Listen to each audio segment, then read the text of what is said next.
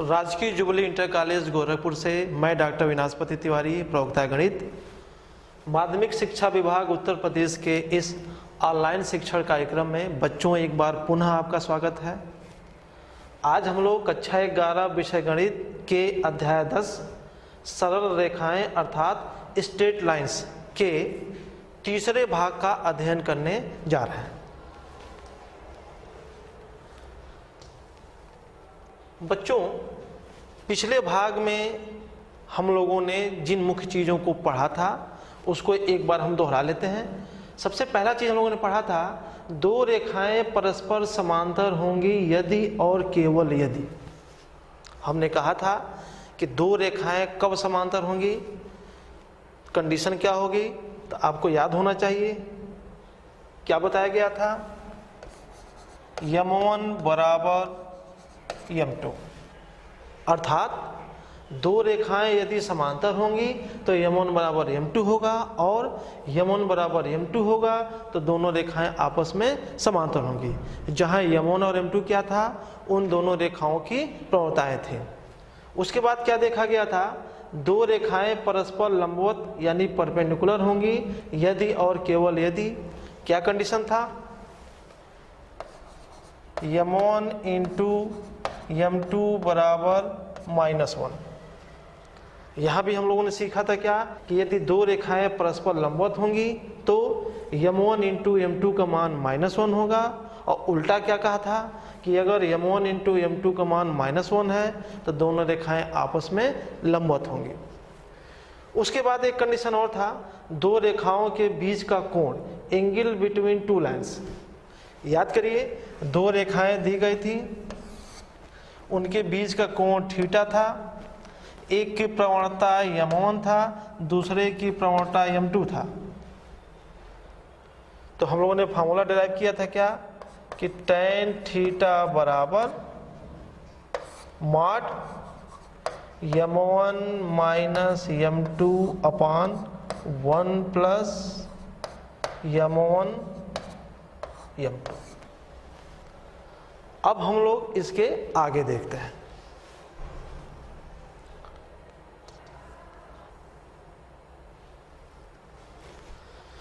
बच्चों, तीसरे भाग में हम सबसे पहले एक उदाहरण हल करते हैं। क्या लिखा है? -2, 6 और 4, 8 बिंदुओं को मिलाने वाली रेखा 8, 12 और x, 24 बिंदुओं को मिलाने वाली रेखा पे लंब है। x का मान ज्ञात कीजिए। बच्चों, क्वेश्चन एकदम स्पष्ट है। देखिए हम कैसे इसे हल करते हैं। एक बिंदु लिया गया है A,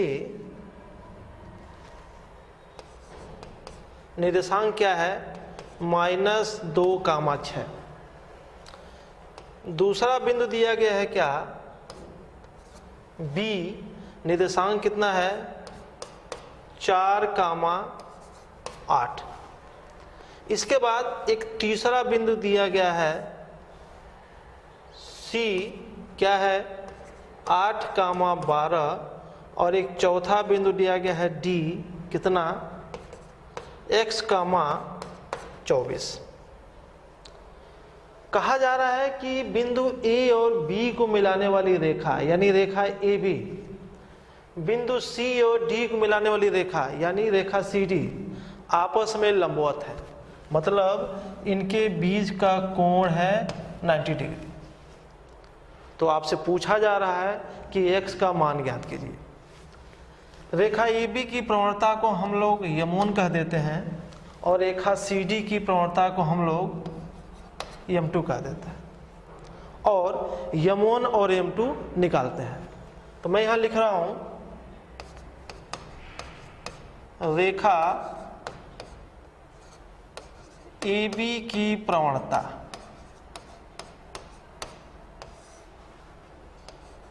m1 बराबर क्या पढ़ा हम लोगों ने है? y2 माइनस y1 अपान x2 माइनस x1। तो कितना हो जाएगा? 8 माइनस 6 अपान 4 प्लस 2। घटाएंगे बच्चों तो -2 प्लस 2 हो जाएगा। कितना दिखाई देगा यहाँ आपको? 2/6 यानी कि 1/3। रेखा CD की प्रवणता m2 बराबर, वही सूत्र फिर लगाते हैं, क्या दिखाई देगा, y2 माइनस y1 यानी 24 माइनस 12 बटे x माइनस 8 यानी 12 बटे x माइनस 8। अब ध्यान देंगे बच्चों कि चूंकि रेखा AB और CD आपस में लंबवत हैं, तो हम लोगों ने भी कंडीशन देखा था क्या कि m1 इंटू m2 बराबर -1। उस कंडीशन को लागू करें तो प्रश्नानुसार क्या होगा, m1 इंटू m2 बराबर -1, क्योंकि दोनों रेखाएं लंबवत हैं।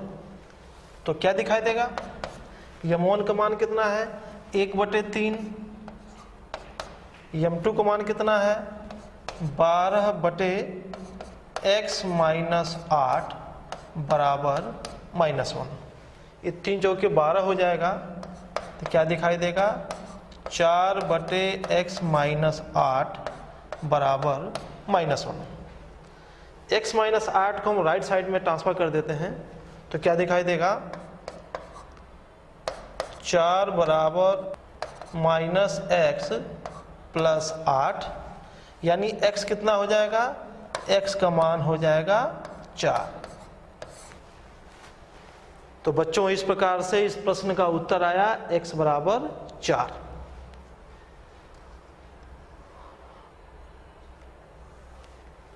आगे बढ़ते हैं।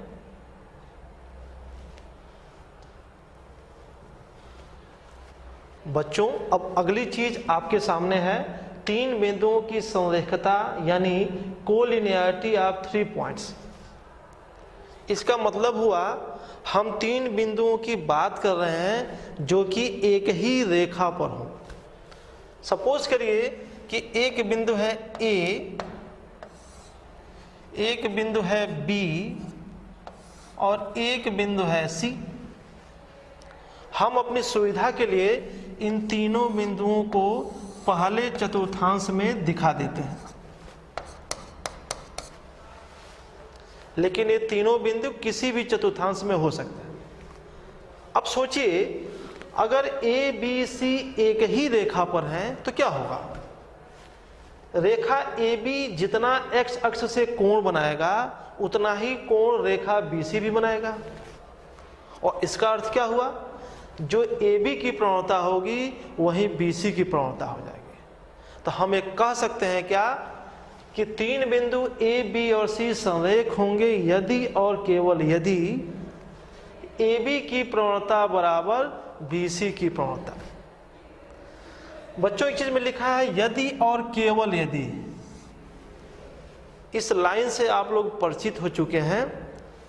इसका मतलब हुआ कि अगर 3 बिंदु संरेख हैं तो AB की प्रवणता बराबर BC की प्रवणता, और अगर AB की प्रवणता बराबर BC की प्रवणता है, इसका मतलब हुआ तीनों बिंदु ABC संरेख है। अब आने वाले प्रश्नों में जो हम हल करने वाले हैं उसमें एक बात का ध्यान देना है कि अगर हमें 3 बिंदुओं के संरेख होने की बात करनी है तो हम बस यही करेंगे कि AB की प्रवणता बराबर BC की प्रवणता। इस प्रश्न को बच्चों आप लोगों ने हाई स्कूल में त्रिभुज के क्षेत्रफल के कॉन्सेप्ट के रूप में सॉल्व किया था। आप लोगों ने वहाँ क्या किया था कि 3 बिंदु संरेख होंगे कब, जब तीनों बिंदुओं से बनने वाले त्रिभुज का क्षेत्रफल 0 होगा। उस नियम के बाद यह आपके लिए नई चीज है।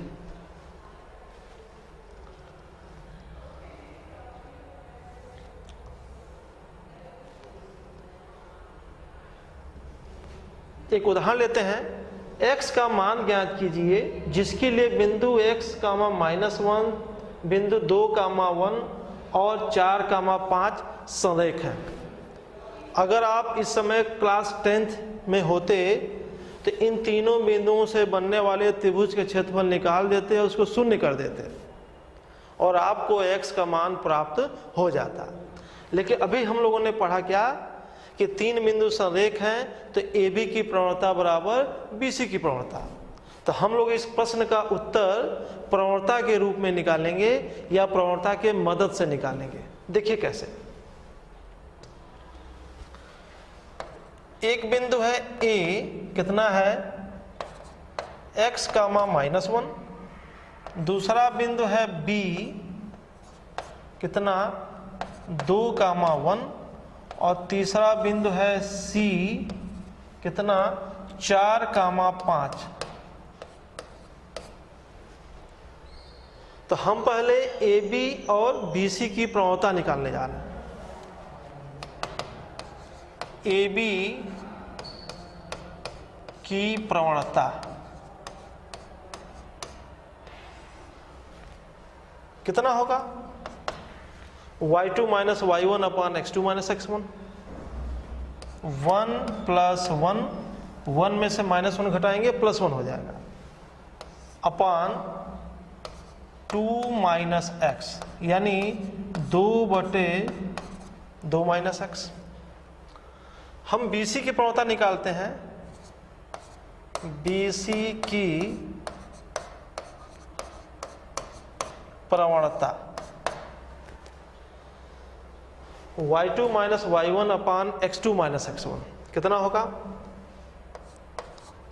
5 - 1 बटे 4 - 2 कितना होगा? ये 4/2 यानी कि 2।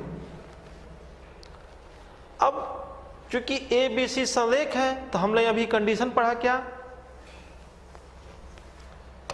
चूंकि बिंदु A, B, C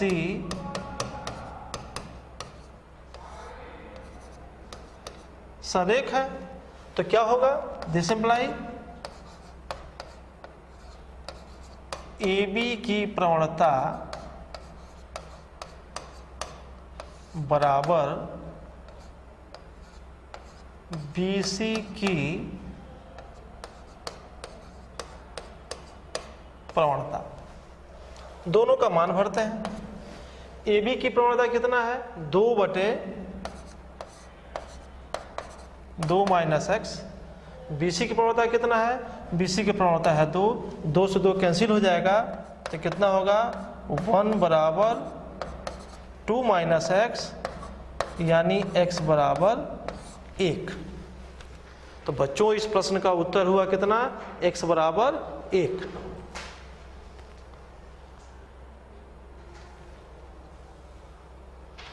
अब आगे बढ़ते हैं। एक बहुत ही महत्वपूर्ण चीज बच्चों देखते हैं। x अक्ष और y अक्ष का समीकरण, equation of x axis and y axis. देखिए बच्चों, हम पहले एक्सिस बनाते हैं। x अक्ष, y अक्ष और ये मूल बिंदु। देखिए इस पूरे x अक्ष की एक खासियत है कि इस पे y का मान हमेशा 0 होगा। देखिए कैसे। अगर हम यहाँ एक बिंदु लें, पूछे उसका निर्देशांक बताइए, तो क्या बताएंगे? 1, 2, ये 2,0 है। आगे बढ़ेंगे तो कहीं आपको 4,0 दिखाई देगा, कहीं आपको 9.5,0 दिखाई देगा। अगर मूल बिंदु के लेफ्ट में चलें तो आपको कहीं दिखाई देगा -3,0। और पीछे आए तो आपको दिखाई दे सकता है कितना? -5.4,0। आप देखेंगे इस x अक्ष पे एक ऐसा गुण है जो हर बिंदु पे लागू हो रहा है, और वह गुण यह है कि y का मान हर जगह 0 है। इसका मतलब बच्चों ये हुआ कि x अक्ष के किसी भी बिंदु पर आप जाएंगे, वहां y का मान हमेशा आप 0 पाएंगे। तो इसका मतलब हुआ क्या कि x अक्ष का समीकरण हो जाएगा y बराबर 0। तो हम लिख सकते हैं क्या, x अक्ष का समीकरण ये हो जाएगा y बराबर 0। अब अगर हम y अक्ष की बात करें, ये x अक्ष है, ये y अक्ष है और ये मूल बिंदु है। अगर y अक्ष पे कहीं कोई बिंदु यहां ले लें तो ये बिंदु कितना होगा, 0,2। ध्यान देंगे, इस बिंदु तक पहुंचने के लिए x की वैल्यू 0 और y की वैल्यू 2। और ऊपर चलें तो आपको बिंदु मिले कितना, 0,5 मिल सकता है। और ऊपर चलेंगे तो आपको 0,6.4 मिल सकता है। मूल बिंदु के अगर नीचे चले तो आपको क्या मिल सकता है, 0,-3 मिल सकता है। और नीचे जाएं तो आपको 0,-4.8 मिल सकता है। तो आप इस पूरे y अक्ष को ध्यान से देखें, एक चीज ऐसा है जो हर बिंदु पे लागू हो रहा है, और वह क्या है, x का मान 0 है। तो हम बोलते हैं क्या कि y अक्ष का समीकरण x बराबर 0 होगा। तो क्या, y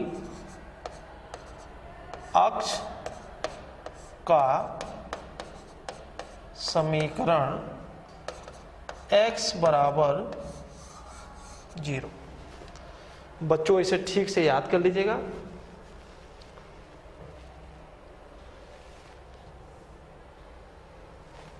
अब देखिए आगे लिखा है, x अक्ष और y अक्ष के समांतर रेखाएं, lines parallel to x axis and y axis. अभी हम लोगों ने x अक्ष और y अक्ष की बात की, अब हम यहाँ x अक्ष के समांतर और y अक्ष के समांतर रेखाओं की बात करते हैं। देखिए कैसे,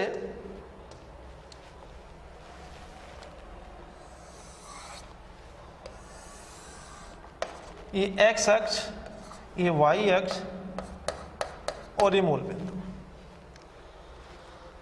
हम पहले x अक्ष के समांतर रेखा की बात कर रहे हैं। अभी हम लोगों ने पढ़ा कि x अक्ष का समीकरण क्या होता है, y बराबर 0 होता है। अब अगर हम एक लाइन ले लें जो यहां बना हुआ है, सपोज करें कि निर्देशांक है 0,2,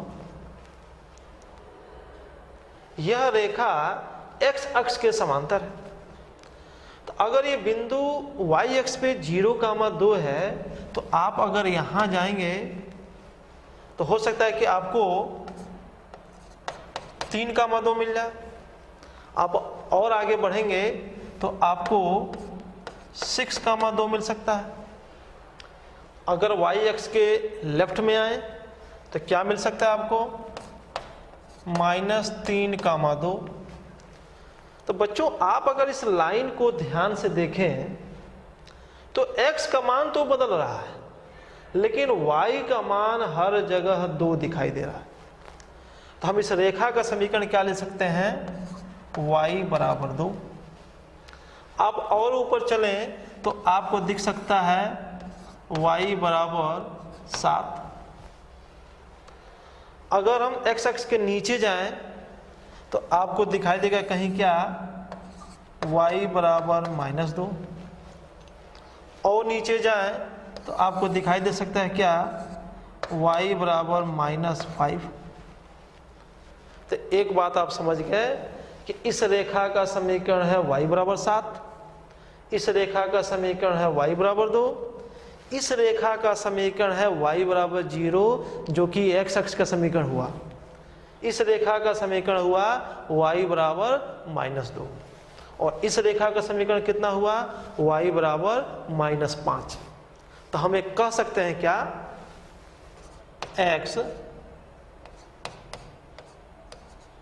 अक्ष के समांतर रेखा का समीकरण कितना होगा, y बराबर b। ध्यान देंगे बच्चों, इस लाइन के लिए b का मान 7 हो जाएगा, इस लाइन के लिए b का मान 2 हो जाएगा और इस लाइन के लिए b का मान 0 हो जाएगा, यानी x अक्ष हो जाएगा। इस लाइन के लिए b का मान -2 हो जाएगा। तो आप याद रखिएगा कि कोई भी रेखा अगर x अक्ष के समांतर होगी तो उसका समीकरण क्या होगा, y बराबर b। इसी प्रकार y अक्ष के समांतर रेखा का समीकरण ये बच्चों हो जाएगा x बराबर a। और जब a का मान 0 भरेंगे, ध्यान देंगे, तो x बराबर 0 हो जाएगा, यानी वो y अक्ष का समीकरण हो जाएगा। तो मुझे उम्मीद है कि आप इसको समझ गए होंगे। हम आगे बढ़ते हैं। रेखा का बिंदु ढाल रूप, point slope form of A line. क्या लिखा है, उस रेखा का समीकरण जिसकी प्रवणता यम तथा जिस पर एक नियत बिंदु x1, y1 दिया हो। जिस रेखा का हम समीकरण निकालने जा रहे हैं उस रेखा पर एक स्थिर बिंदु x1, y1 दिया है और उस रेखा की प्रवणता यम दिया है। देखिए कैसे,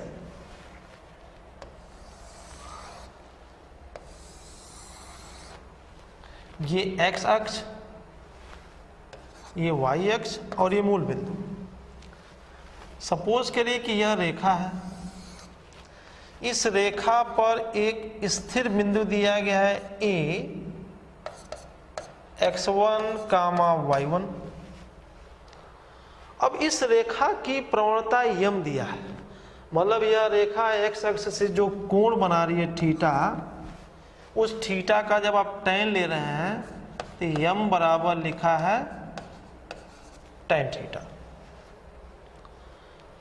बच्चों मान लेते हैं कि इस रेखा पर कोई दूसरा बिंदु है P, x, y। एक बात का ध्यान देंगे, यह जो बिंदु P, x, y है यह स्थिर बिंदु नहीं है। यह x, y यहाँ भी हो सकता है, यह x, y यहाँ भी हो सकता है, यहाँ भी हो सकता है, इस रेखा पर कहीं भी हो सकता है। लेकिन जो बिंदु a, x1, y1 है वह एक स्थिर बिंदु है, एक निश्चित बिंदु है। अगर हम रेखा AP की प्रवणता निकालें तो कितना होगा, tan थीटा होगा। तो देखिए AP की प्रवणता कितना होगा बच्चों, ये होगा tan थीटा। इस रेखा पे दो बिंदु A और P दिए गए हैं, उनके निर्देशांक दिए गए हैं, तो हम इसकी प्रवणता निकाल सकते हैं सूत्र से। कैसे, y2 माइनस y1 अपान x2 माइनस x1 के सूत्र से। देखिए कैसे, y माइनस y1 अपान x माइनस x1 बराबर tan थीटा। tan थीटा का मान हो जाएगा यम। इसको अगर राइट में ट्रांसफर कर दें हर को, तो कितना होगा, y माइनस y1 बराबर यम टाइम्स x माइनस x1। बच्चों यही रेखा का समीकरण है जिसको कि आपको याद कर लेना है। इसमें ध्यान देंगे, रेखा के बारे में दो चीज दी गई है, एक रेखा पर अस्थिर बिंदु और दूसरी रेखा की प्रवणता। इस पे बच्चों हम लोग एक उदाहरण हल करते हैं। क्या लिखा है, बिंदु -4, 3 से गुजरने वाली उस रेखा का समीकरण ज्ञात कीजिए जिसकी प्रवणता 1/2 है। बच्चों देखें आप, यहां पर बिंदु A कितना दिया गया है, A दिया गया है -4, 3 और प्रवणता कितना लिखा गया है, प्रवणता लिखा गया है 1/2। अभी हमने आर्टिकल पढ़ा उस आर्टिकल के हिसाब से x1 का कितना मान है? x1 का मान है -4 और y1 का मान कितना है? 3 है। तो रेखा का समीकरण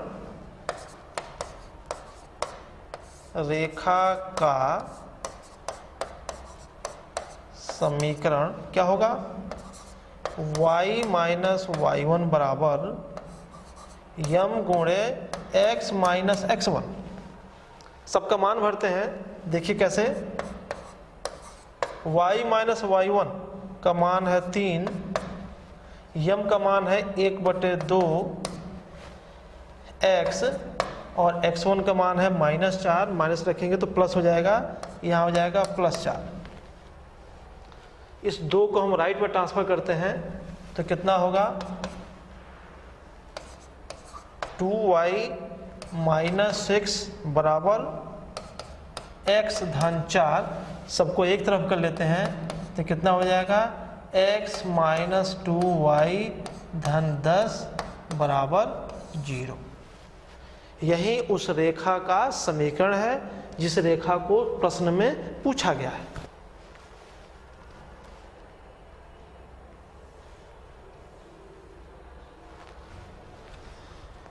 बच्चों, आगे मैं आपको एक गृह कार्य दे रहा हूं, आप इसको सॉल्व कर लीजिएगा। बहुत जल्द हम लोग सरल रेखाओं के चतुर्थ भाग के साथ आपके सामने प्रस्तुत होंगे। Okay, thank you.